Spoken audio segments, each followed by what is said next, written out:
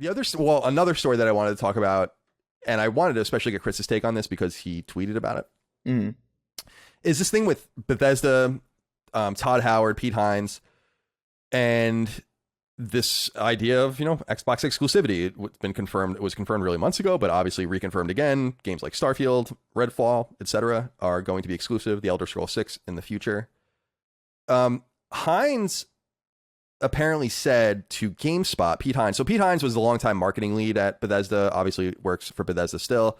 And he said in part to them, and this is according to Video Game Chronicle, the website, quote, if you're a big fan of stuff we make in a game that we're making and it is no longer available on your platform, I totally understand if you are unhappy or pissed or whatever. I get it. Those are real feelings and frustrations.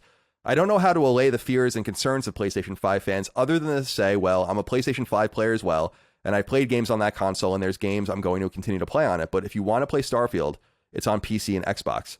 Sorry, all I can say is I apologize because I'm certain that that's frustrating to folks, but there's not a whole lot I can do about it. End quote. So I really loved the candor of that answer. Yeah. And I'm sure Pete Hines is speaking from two different places, maybe even three different places, because he made, no doubt, I would argue, tens of millions of dollars in the acquisition. I can't imagine how you can be there for 25 years in that position and not have walked away in a $7.5 billion deal with a lot of money. Yet he's also speaking from the perspective of someone who has multi-platform bona fides. They've supported multiple platforms for 30 years. Yeah. Until now. And I do think, and I want to talk after I let you go, Chris, about why I think this is an interesting situation. It's not quite the same as what other people are comparing it to. But I thought what you said was really interesting, where people weren't bitching to this level about Spider-Man and other things that you would conceivably think would come to everything. And Insomniac and Sony are quite stingy and open about saying, like, well, that's the way it goes. And everyone kind of almost celebrates that. I was just curious what you thought about Pete Hines' comments and how do you square it with, I guess, the current reality? Yeah, I mean, I think it's nice that somebody in that position is able to speak that clearly and that openly. I think that's cool. Like, but I also just I wonder what the need even is for an apology. I just don't understand it. To me, it just seems like these exclusivity deals have been around for ages, and even if you count the Elder Scrolls and other Bethesda games, is Morrowind, can you play Morrowind on PlayStation platforms? I feel like you can't. No, Morrowind's never been available on PlayStation. Yeah, so it's it's not even this is out of. It's not even this is necessarily out of character. Bethesda has a lot of titles that were very, very Xbox focused in the past. Even Oblivion and even the Skyrim that we got functioned infinitely better on the 360 than the PS3. So it seems like of all the acquisitions, this seems to make the most sense to me. And it's just confusing to me that people are like, oh, hey, here's this new IP that has no history, that doesn't exist yet, really, for all intents and purposes. And it's exclusive to not only Xbox, but also PC. When Sony was very clearly trying to secure this game as an exclusive as well. Yeah, that's true. And that would have been only available on one platform, not even on PC. So it's what? I don't understand. I just don't understand the anger. It just doesn't. It's literally available to more people with this acquisition than it would have been had Sony, stepped in and got it. As we know now, that Deathloop is apparently a permanent exclusive. I don't see nearly as many people flipping out about that, even though that game looks awesome. That game looks sick. I feel like Deathloop's probably going to be better than Starfield, to be completely frank. Oh, I think it's going to be up more our alley for sure.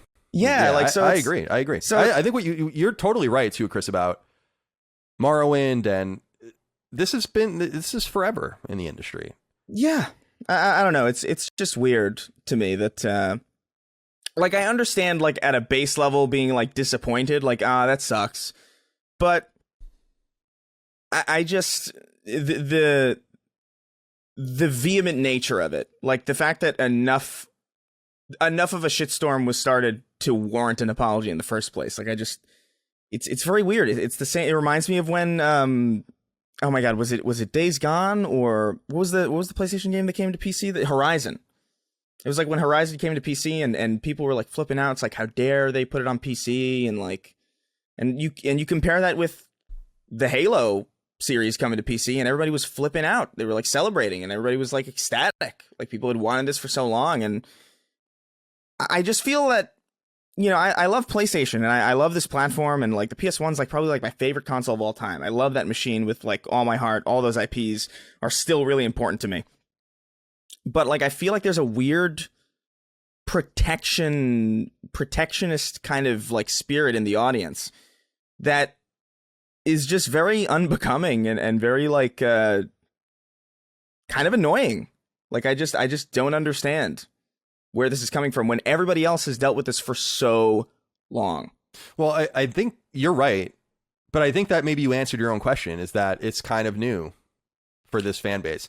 And I'm going to present, Dustin, and I want to get you in here too. I'm going to present the devil's advocate argument, which I think is interesting. I don't think it really persuades me, but it's an interesting argument. The argument from a so-called PlayStation fanboy, a protectionist, let's say, is Sony has never gone out and bought someone and then taken it away from everyone else. And actually, that's true. If you look at their studio history, they were buying studios that they had already worked with that were already making PlayStation exclusives. Sucker Punch, well, Insomniac's the last studio they bought, and obviously they let Insomniac go. They made an Xbox exclusive, and then they came back, and then Sony acquired them. Before that, it was 10 years, or it was actually 8 years at that point. Before that, when they bought Sucker Punch, and Sucker Punch had been making Sly Cooper and then Infamous before they made Infamous 1. So they got through all of Sly Cooper and then Infamous before they were purchased. And people make these examples over and over again. And the only kind of conceivable example of a game, maybe, or a studio like Liverpool that existed before Sony even existed as a PlayStation entity, that were making like Wipeout and stuff, and those were PC games. But generally speaking, the argument against what Chris is saying is Sony never went and bought a Bethesda and then was like, we're taking all of that away now. And I personally don't really care as a gamer, because like Chris said, it's business, it's normal, but also because I don't care about Bethesda games that much, like with the exception of machine games, as I've said many times. But if that happened with Square Enix or Capcom or something like that, I'd be fucking mad. And I can understand that. And so I'm not really, I have access to all the consoles. I'll play whatever I want. I'm not like really that invested in this at all. But that to me seems like a reasonable argument to say, like, Sony, to be fair, has never gone out and done this. And in fact, Microsoft has done this before. They did it with Rare as well. So it's not like that. And that was a straight up trade basically with Nintendo and Microsoft. So, but that's the thing. It's like, I think what confuses me more about this is that this is literally how Microsoft has always operated. Like, this is not new. I don't know if this is news to people, but Microsoft bought Bungie to take Halo away from Apple's Mac platform. Like, that's literally how the Xbox got started, is this exact kind of acquisition. It's like, hey, this is a great game, let's take it away from Apple. It's just how they've always worked. Right, and that was off of Marathon, right? Which was their...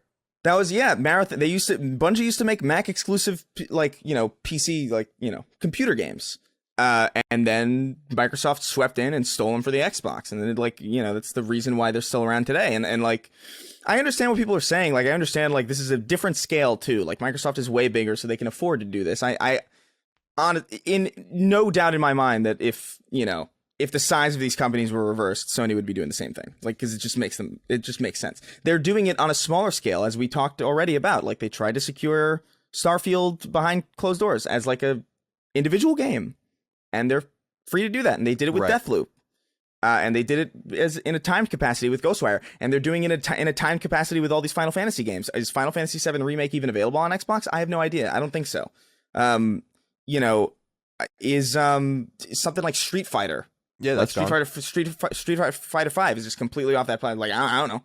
Can you play that on Xbox? I don't think you can. No, I don't think so. It's just, I don't know. Like, I'm on every ecosystem, right? And I've been a part of the Xbox ecosystem for a very, very long time. Still am. Been a part of the PlayStation ecosystem for a very long time as well. And I remember there were games that came out and I was just like, why is that just not on Xbox? It's very bizarre. That's not on Xbox.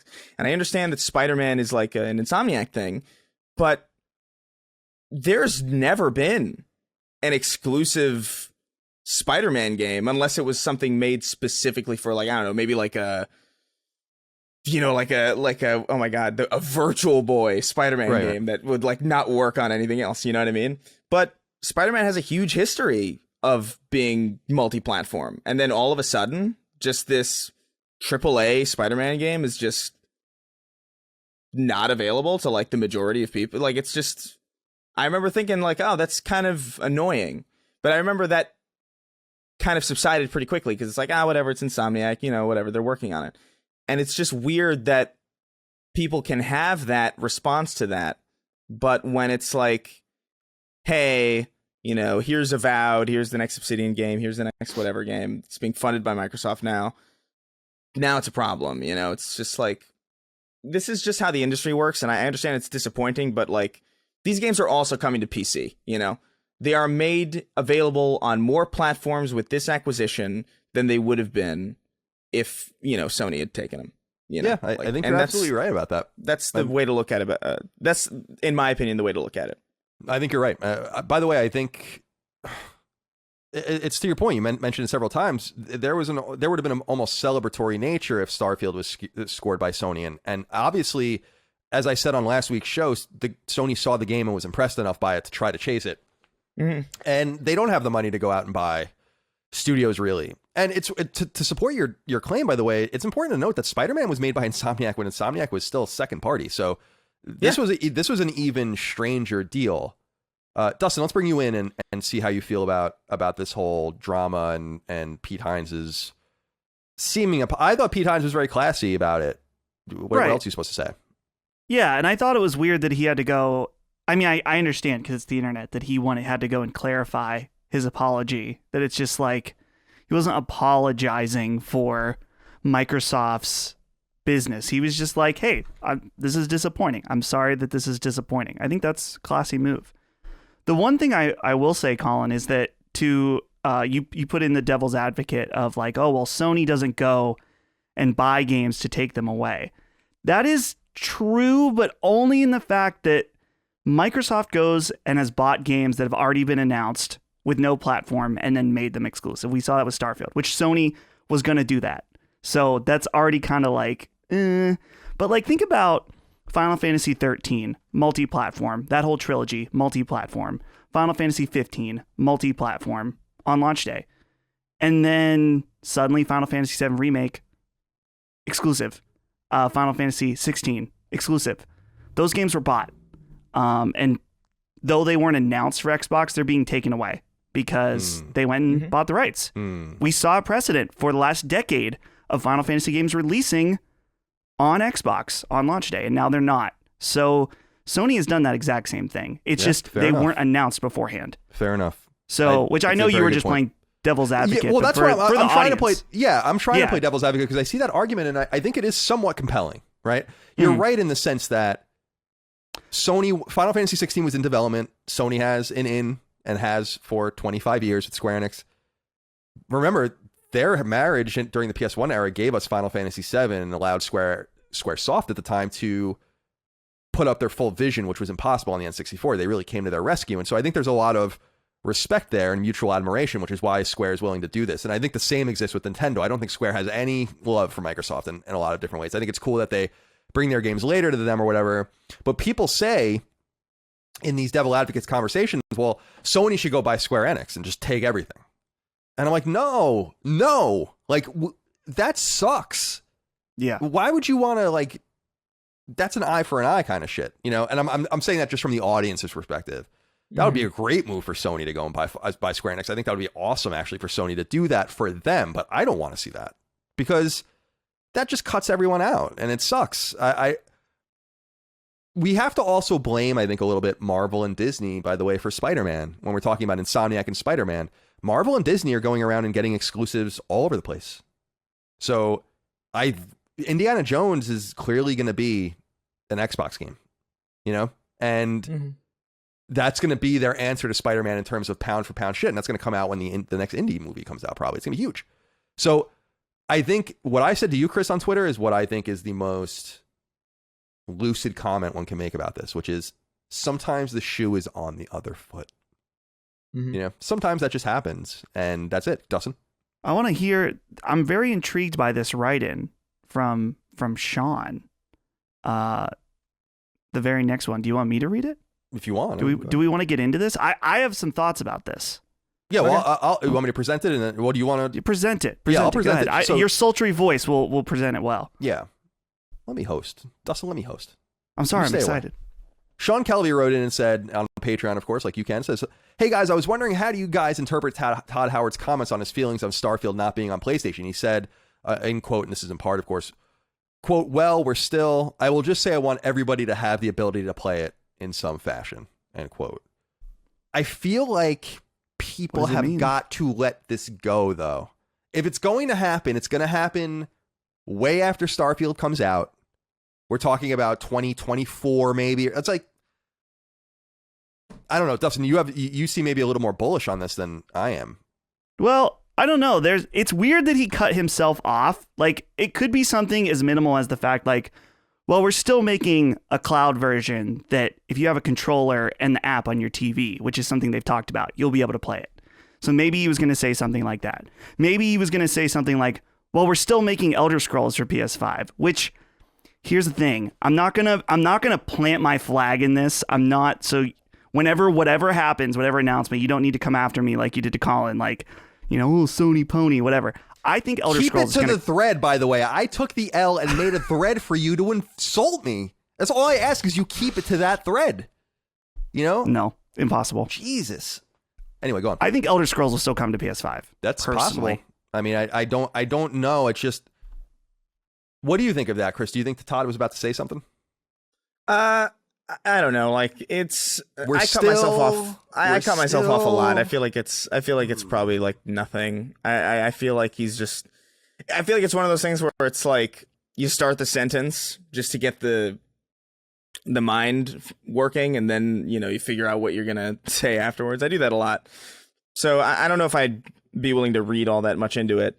I will say though, I don't think Elder Scrolls is gonna come to PS5. I think that's going to be 100% exclusive. Not only because they're going to be essentially fully funding it at this point, but Elder Scrolls has a precedent for being exclusive to Xbox in a way that really no other Bethesda IP has, like we talked about earlier, Morrowind is just on the original Xbox. And by the way, you can still play that now on via backwards compatibility. I don't know why you want to do that. It's ancient. But do they give those games achievements like those old games? Do they ever go back and like give them achievements? I don't know. I have all my notifications on Xbox turned off, so like even if I did get achievements, I wouldn't know. But Chivos, as the children used to call them. Chivos. No, I don't know. I think some of them do, but I think the older ones probably don't. I think they just get treated with like a nice up-res and a nice like frame rate boost, and it's nice quality of improvements, But anyway, like, because that game is exclusive, I think they'll have like a reason to be like, hey, you know what? This isn't even something that people can get all that frustrated about. Like, this is like pretty usual at this point. But we'll see. I feel like I'm going to split the difference between you guys. I think Elder Scrolls 6 is so far away that Game Pass will be on PlayStation by the time that game comes out. That's my whole thing. Like, I think you're looking at a game that's 5 years away. Yeah. So yeah, certainly. I have no problem saying that. Like, I think Game Pass finds its way on the PlayStation by that point. And I still think that the end game is to get Game Pass on PlayStation. A tailor-made, very specific first and second party version that doesn't hurt Sony's third party, allows Microsoft to get subscription dollars from PlayStation audiences that will otherwise never go to them. And then maybe draw people over for the newer games. Maybe you have some sort of delayed response. Maybe Halo Infinite isn't, well, that's a bad example. But let's say Game Pass is available now on PlayStation. Maybe Halo Infinite doesn't come to Game Pass on PlayStation for 2 years. But maybe Master Chief Collection's on there and all the other stuff. So I'm going to say that Dustin is right just by virtue of that Game Pass will be on PlayStation by then. That's my guess. That's interesting. Bold. Yeah. I like it. That's a bold prediction. It is. It's another one of those predictions that is so multifaceted that I can somehow tell you that I'm right when it happens. Yeah. So I feel like I just want to say to the audience, I think you got to let this go. I just want to reiterate that I think it's time to let this go. Yep.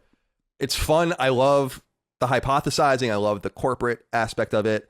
I do think it's interesting that Microsoft is allowing Bethesda to keep its imprint.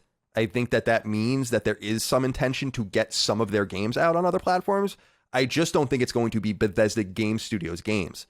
I think that it's entirely possible Wolfenstein comes to PlayStation or Doom comes to PlayStation or something. Because they said, Chris, games with a heritage on PlayStation will come to PlayStation, and Wolfenstein has a heritage going all the way back before machine games even existed. But it doesn't have that Elder Scrolls heritage, like you said. In fact, like the Elder Scrolls, PlayStation has been the worst place historically to play the Elder Scrolls, especially Skyrim, but also Oblivion. So yeah. If it happens, it's good and great. But if it doesn't happen, and it's not going to happen with these games coming up, then you just got to let it go. And if it happens, then it's a nice little surprise for you. Yeah, exactly. But I do wonder, hey, Dustin, you're right. What was he going to say? What the fuck was he going to say? Maybe nothing. Yeah. Maybe nothing. But these guys are so media trained and so sharp that part of me refuses to believe that Todd Howard was about to fucking out a PS5 version of Starfield. I mean, it's literally unbelievable. I just don't think that was going to happen. So no.